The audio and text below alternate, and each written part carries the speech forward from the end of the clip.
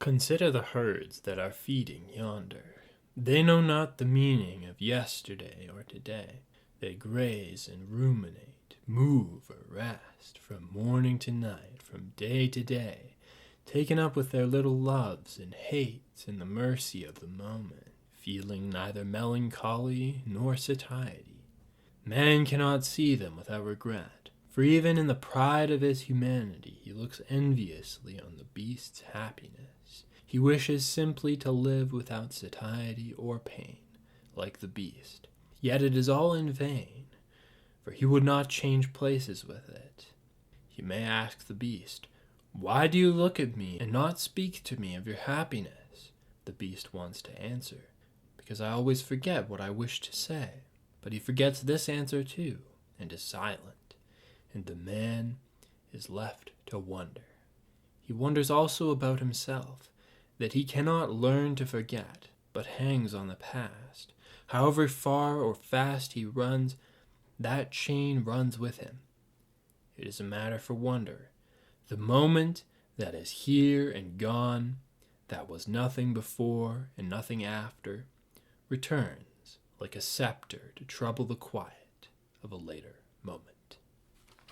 These are the opening lines of Friedrich Nietzsche's The Use and Abuse of History, which is one of his early essays. I believe it was contained within the wider work, Untimely Meditations. This is not only one of, I think, the best essays that Nietzsche ever wrote, it's one of the best essays I've ever encountered in my life. I think that this is a really, really underrated text. It's really, it's long for an essay, but it's a lot shorter than like a book.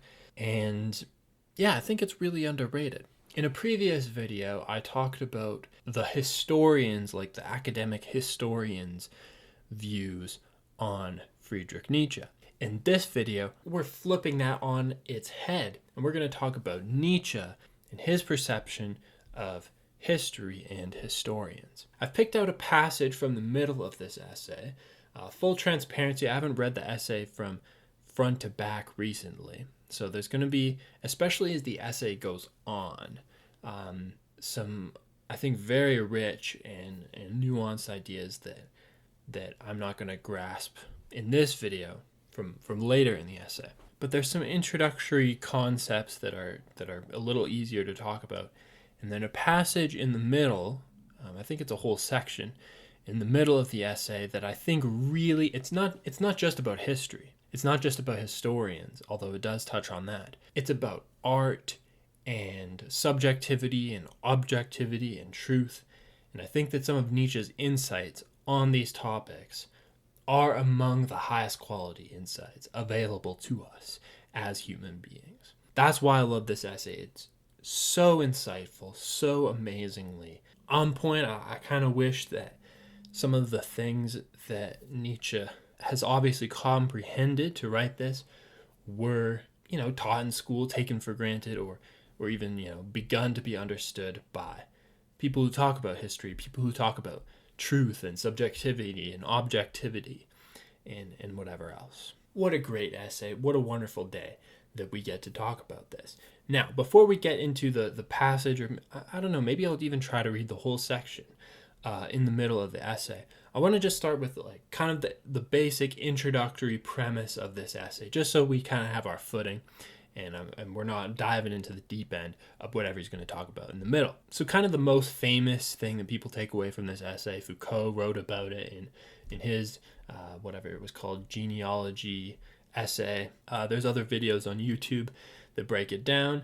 Basically, it's kind of in the title of the essay, The Use and Abuse of History. It's also sometimes called The Use and Abuse of History for Life. So it's talking about how history is, used in its purpose in human life, and how it can both be a positive and a negative influence on human life. And there's a part towards the earlier sections of the essay where he elaborates 3 methods of history, or 3 kinds of historical thinking, and I don't necessarily think it's comprehensive. I'm sure there's other ways you could think about history, although to be fair, I can't really think of them off the top of my head. But what it does is it gives us an actual outline for addressing the kinds of statements that people make about history, whether they're historians or whether it's on a more amateur, popular level where people are using history. People do this all the time. They compare events today to events in the past. Oh, America is like the fall of Roman Empire, right? These kinds of discussions, we're always appealing to history, but I think as Nietzsche is going to argue here, to perhaps relatively cartoonish ideas of what history is. And it's those appeals and those cartoonish ideas, more so than the truth of the events themselves, that's A, accessible to us, and B, that we actually use, for good or ill, even when we are doing more rigorous history. Okay, so these three conceptions of history are antiquarian, monumental, and critical history. So just to oversimplify each of these, antiquarian history is like the history of a place or a nation or like a town that builds an identity for its members about what their, whatever it is, nation, town, organization is about. This style of history is basically necessary for life to function. You'll go to an artist's website and they'll have a bio about me where they talk about their history, not to give a detailed biography of their life for people interested in the truth of their life. No, they give a biography in the context of their artistic work that helps somebody understand who they are, what their work is about. And I'm using the example of an artist because that's what I like thinking about, but this is also true for like companies. Who are we? What are we about? Often they talk about their founders, their history, why they were founded. And it's the same for nations, for nation states and religions. Who we are as a people goes back to the founding myth, the founding fathers. We'll get to that with monumental history. And this kind of history isn't necessarily good or bad in and of itself, but it can be used both to enhance and to stifle human life, which is the concern of Nietzsche. You could enhance life by giving somebody a really powerful story about where they came from and why they're connected to their people or their land or whatever, and this motivates them to build something, to contribute to society, and to have a sense of belonging in where they live or the company that they're working for or their artistic career.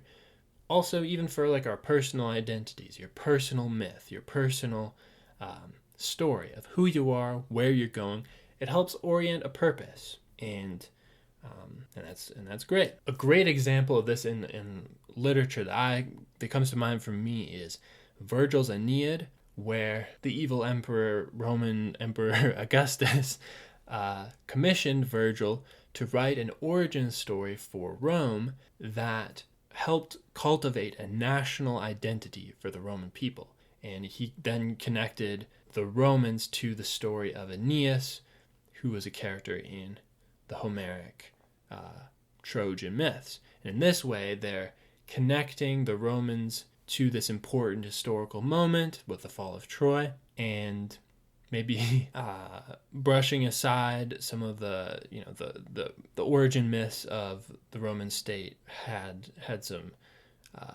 certain elements in it that might have painted them in a questionable light. They were kind of a warlike people, and there was also a big empire they're trying to rule over. So what really counts as a Roman?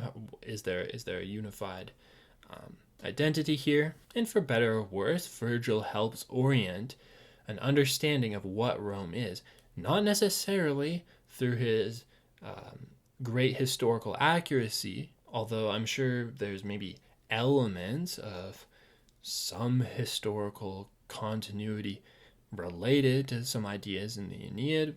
I'm not certain about that, though, don't quote me. But even if it's inaccurate, it builds an identity. The drawback with this kind of historical thinking is that it can be stifling and limiting. this myth that might not even be based in reality entirely in the first place can be like a set of guidelines, and then if you don't meet those guidelines, then that's limiting, that's stifling. What if I don't care about being connected to the Trojans anymore?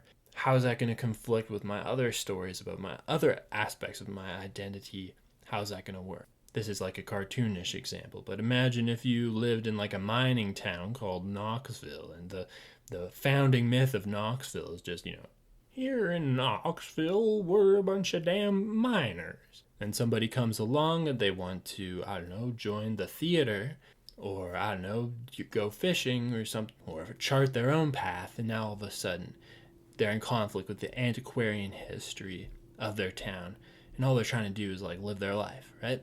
Monumental history is kind of like that, and it might be related. I already mentioned, founding fathers can be a part of that foundational myth, but you point to specific people or specific events that you hold to a very high standard, and you either use that as something to try to emulate, or as part of like this foundational myth. And you think of historical figures like Caesar, Jesus, the battle at Milvian Bridge, the storming of the beaches of Normandy.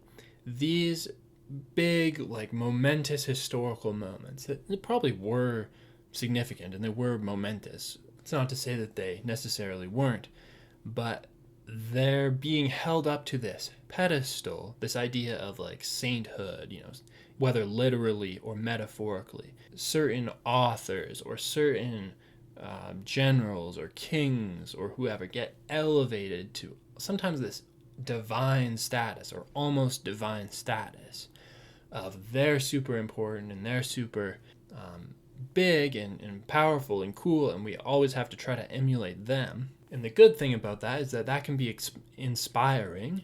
It can, we really can learn things from Jesus and from great moments of heroism and intelligence and creativity that are exemplified in specific human actions or specific human lives. But we both there's two risks to that. We risk ignoring other people who are just as talented and just as influential, who just didn't happen to fit the narrative at the time, right? There's an entire epic about Aeneas, who's one of the people, I think he was like defending Troy or whatever. But what about Ajax? Wasn't Ajax also a Homeric character that was also really, aren't there two Ajaxes who were like really important in the Trojan War, whether they were attacking or defending? Maybe that makes a difference depending on whose nation's myth it is, but, we elevate the 50 of Mortimer Adler's favorite authors in the Western tradition, and it's got like 3 people from the Middle Ages, so it's like, is that actually a fair representation of what was going on intellectually in medieval Europe? Probably not. The other risk, too, is that you risk silencing the actual words of a human being by mythologizing them, and the actual life or the actual story of an event by making it into a cartoon, making it into a big myth. This might be controversial, I'm sure, but hey, even within the Christian tradition, I'm sure that there's some capacity to understand that. I'm not saying that this author is like that his word should be gospel at all, but I think it was Alan Watts or something, he once said something like, one way to silence Jesus would be to refuse to believe in him, to turn away from Christianity. Another way to silence Jesus would be to put him on a pedestal, to bow down to him, worship him, praise him, sing to him, and in this way never deeply read the texts that record the things that he said. Maybe we want to be a little bit cautious about downplaying, like, there's debates about, is there such a thing as a genius? Was the Renaissance in medieval Europe really all that special? What about the Carolingian Renaissance? Isn't there a Renaissance all the time? And the potential risk with that discourse is that I do think if you compare the Carolingian Renaissance and the Italian Renaissance, I haven't studied them in detail, but I do get the sense that the Italian Renaissance is still going to end up being a little bit more impressive, a little bit more bombastic. There are people who really do contribute things that are one of a kind or really, really, really impressive. So it's a balance, right? And then with critical history, it's kind of in the name. You invoke historical discussions as lessons to be learned, either as something to return to. Hey, back in the Middle Ages, they used to make bread that wasn't poisonous. Maybe we should go back and do that. Or we're all familiar with this, in 1930s Germany, certain things happened that were really, really awful. Let's not let that happen again. And this isn't just a question for historians. This is part of our daily lives. I just visited recently the province of Quebec here in Canada. And I never knew this until I went there, but on the license plates of all the Quebec motor vehicles, I had to look this up. It says, Je me souviens. And I'm pretty sure that this means I remember. And if I'm not mistaken, what this refers to is that, the French used to have a lot of holdings in North America, and then the English, through, I think the 7 Years' War, they militarily took the French holdings in North America from them, and Quebec became one of the, maybe along with parts of Louisiana, one of the last holdouts of French culture in North America. And so I think this would almost have examples of elements of all three of these historical methods in it, right? It has antiquarian history, and then this is part of the Quebecois identity, is understanding the need to preserve the lingering French culture in North America against the Anglophone influence all around them. It has elements of monumental history because at some points you could draw it back to specific moments, specific battles. I think of the Plains of Abraham, which is probably somewhat mythologized, at least for some people. I don't know how popular a historical moment that is for everyone, but you think of this monumental moment and you build this antiquarian whatever identity. And there also might be an element of critical history involved, in that it is trying to articulate what we should do going forward, i.e. not let the English bastards take over us again, right? And I'm sure there's more nuance to it and everything else. So it's not that all this is good or bad. It's that by outlining these three uses of history, Nietzsche gives us tools to talk more specifically about what we're doing when we historicize events, people, ideas, and I think this is a really powerful and helpful tool to help us comprehend what's going on. I've been recording for about 25 minutes, and I realized that this might be, especially if this is your first time with this essay, this might be something that needs to be thought about a bit. So I'm actually going to split this video into two parts.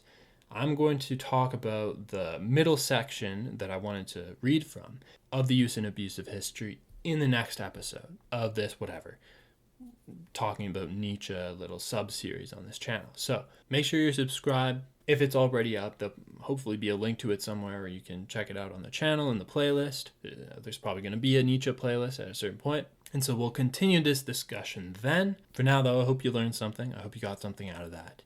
And until we meet again, I hope you have a wonderful day.